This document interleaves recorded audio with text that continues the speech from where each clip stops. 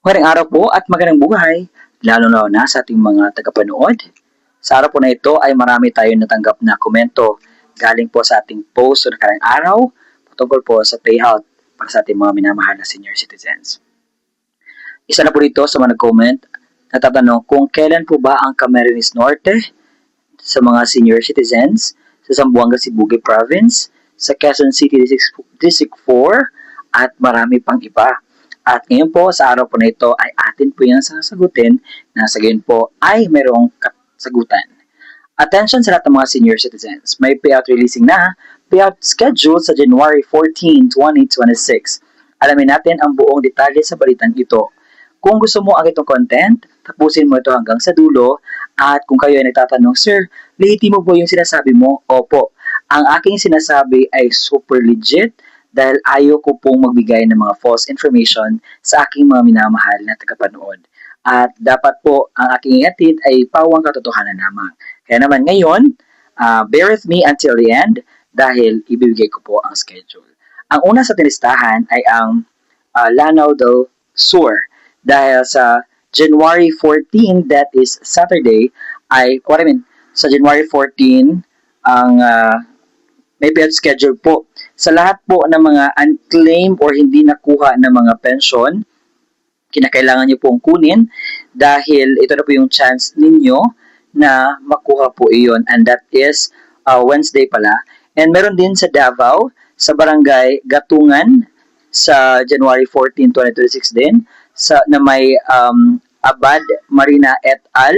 At sa Barangay Mahayag sa Abad Gloria et al. Din.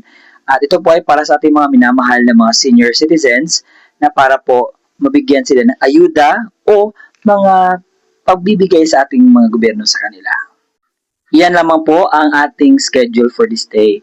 Dahil yung iba po ay waiting pa tayo sa announcement.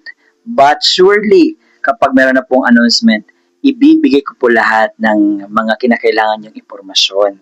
At sa punto pong ito ay dadalhin ko kayo sa mga detalye ng mga requirements na dapat nyo pong i-ready sa pag-payout.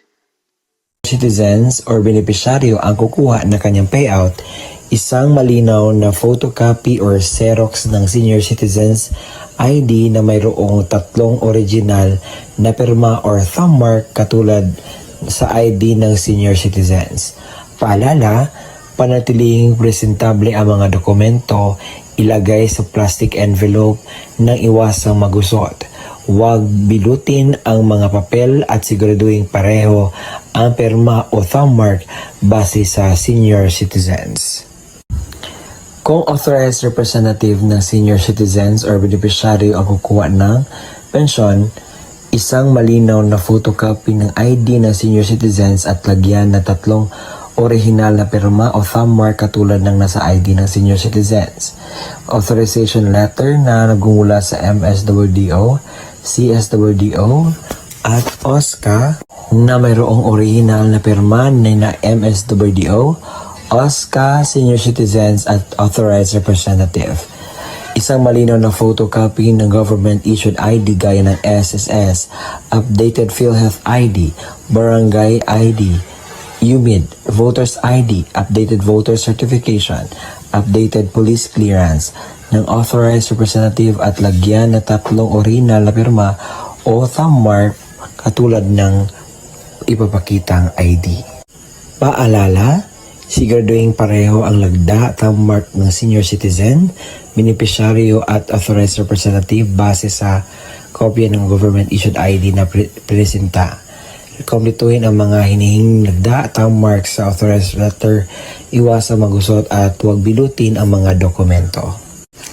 Kung namatay na ang beneficiaryo, isang malinaw na Xerox ng ID ng pensioners, warranty letter na nagmula sa MSWDO, CSWDO o OSCA na may pirma ng MSWDO, Xerox ng death certificate ng beneficiaryo na mayroong serial number, isang malinaw na photocopy ng government-issued ID gaya ng SSS, updated PhilHealth ID, updated Barangay ID, UMID Voters ID, updated voter certification, at updated police clearance ng authorized representative at lagyan na 3 original na pirma o thumb mark katulad ng pinapakitang ID. Paalala, kumpletuhin ang mga hinihinging lagda o thumb mark sa warranty letter at iwasang magkusot at huwag bilutin ang mga dokumento. Kung wala ang death certificate, kinakailangan ng certificate mula sa MSWDO, CSWDO na nakasaad ng pagpatunay na ang beneficiaryo ay patay na at kasalukuyang inasikaso ang death certificate. Huwag kalimutan magdala ng iyong ballpen na itim, payong at saka tubig. At kung meron na doon na po kayo sa payout, kinakailangan niyo pong gawin ito. Kinakailangan kumain muna kayo before pupunta sa payout. Magdala ng sariling ballpen, inumin at gamot kung kinakailangan. Baka pagdating po doon ay medyo mas ready tayo para maiwasan natin ang mga darating pang mga sakuna. At ang gagawin niyo po is magpila po, sumunod sa mga alituntunin ng payout.